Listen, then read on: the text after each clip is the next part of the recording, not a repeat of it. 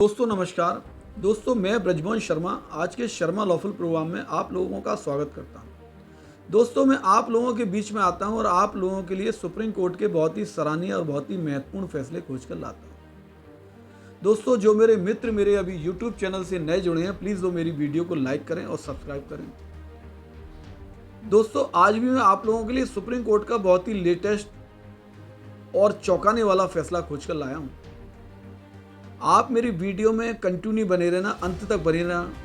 मैं फैसले की एक एक जानकारी और बारीकी को आपको समझाऊंगा और बताऊंगा। दोस्तों भारतीय संविधान में हमें हर तरह का अधिकार दिया गया है, चाहे हमारे धर्म का अधिकार हो, चाहे हमारी जाति का अधिकार हो, चाहे शादी का अधिकार हो, हर तरह का अधिकार दिया गया है। जिसको आप चाहोगे उसी को पाओगे। लेकिन हम अपने अधिकारों के बारे में ना तो समझना चाहते हैं ना सुनना चाहते हैं। लेकिन जब कोई परेशानी आकर पड़ती है तो हम सीधे अदालत जाते हैं। अगर हम लोगों को सुप्रीम कोर्ट के निर्णयों के बारे में, अपने संविधान के महत्वपूर्ण अधिकारों के बारे में अगर जानकारी हो तो हमें अदालत जाने का हमारा पैसा भी बचेगा, समय भी बचेगा और हम लोग म्यूचुअल कंसेंट से, आपसी सहमति से परिवार में बैठकर, घर में बैठकर कोई भी फैसला कर सकते हैं। दोस्तों सुप्रीम कोर्ट का एक इतना लेटेस्ट और चौंकाने वाला फैसला है, अभी 24 सितंबर 2025 का ऐसा फैसला है जो सुप्रीम कोर्ट ने उस फैसले में ये बताया है और ये समझा है कि जो हजारों साल की परंपरा है उसे हम नहीं तोड़ सकते। अब ये परंपरा हम सब लोगों को मालूम होनी चाहिए। सुप्रीम कोर्ट ने हिंदू उत्तराधिकार अधिनियम के बारे में बताया है और समझाया है। दोस्तों उनके पास एक मामला जाता है कि निसंतान हिंदू विधवा की मौत के बाद उसकी संपत्ति किसकी होगी।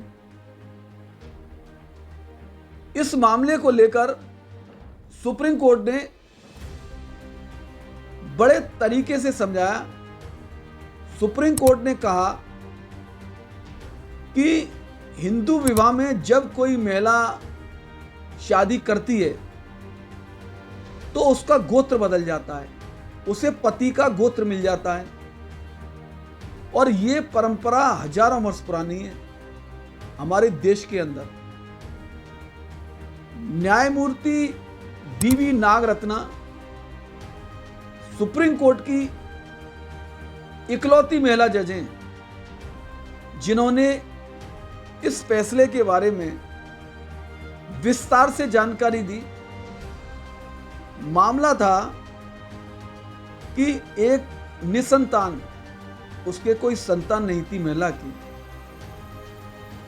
उन्होंने बताया निसंतान हिंदू विधवा की संपत्ति के उत्तराधिकार से जुड़ा है जो बिना वसीयत के मर जाती है। मौजूदा कानून के तहत ऐसी स्थिति में संपत्ति मायके के बजाय ससुराल वालों को दी जाती है। कोर्ट में कई याचिकाओं में के जरिए यह सवाल उठा है कि क्या यह प्रावधान उचित है। ऐसे कई सुप्रीम कोर्ट में याचिका पड़ी, लेकिन हजारों साल पुरानी परंपरा है, इसे तोड़ने क्या सही है क्या गलत है, यह भी बेंच देखती है। एक मामला कोविड के आसपास आया, दोनों पति पत्नी की मृत्यु हो जाती है और पुरुष की मां कहती है कि इस संपत्ति पर हमारा अधिकार है और महिला की मां कहती है इस संपत्ति पर हमारा अधिकार है। यह भी जंग छिड़ी हुई। और एक मामला और आता है कि निसंतान दंपत्ति की मृत्यु के बाद पुरुष की बहन यानी पत्नी के हस्बैंड की डेथ हो जाती है तो पुरुष की बहन कहती है इस संपत्ति पर हमारा अधिकार है। याचिकाकर्ता के वकील ने कोर्ट को बताया कि यह एक जनहित का मामला है और सुप्रीम कोर्ट के हस्तक्षेप की इसमें ज़रूरत है। तब सुप्रीम कोर्ट की बेंच में जो बैठे हुए हमारे माननीय न्यायमूर्ति बीवी नागरत्ना और आर महादेवन की बेंच ये कहती है, याचिकाकर्ता के वकील से कई सवाल करे बेंच ने। उन्होंने कहा, न्यायमूर्ति नागरत्ना जी ने कहा कि हिंदू विवाह में कन्यादान और गोत्रदान की परंपरा के तहत महिला अपने पति और उसके परिवार की जिम्मेदारी में आती है। उन्होंने यह भी कहा कि एक विवाहित महिला अपने भाई के खिलाफ भरण पोषण का दावा कर सकती है क्या? नहीं कर सकती ना। खासकर दक्षिण भारत में विवाह के रीति रिवाजों में यह साफ किया जाता है कि महिला एक गोत्र से दूसरे गोत्र में जाती है। न्यायमूर्ति नागरत्ना जी ने यह भी कहा कि अगर कोई महिला चाहे तो वह वसीयत के जरिए अपनी संपत्ति का बंटवारा भी कर सकती है या दोबारा विवाह भी कर सकती है। हालांकि मौजूदा कानून हिंदू सक्सेशन एक्ट की धारा 15 के तहत यदि किसी निसंतान विधवा की बिना वसीयत के मौत हो जाती है और उसने दोबारा विवाह नहीं किया है तो उसकी संपत्ति उसके पति के वारिसों को मिलती है, ना कि मायके वालों को। सुप्रीम कोर्ट ने एक संपत्ति विवाद के मामले को मध्यस्थता के जरिए भेजते हुए इस धारा की वैधता पर सुनवाई की।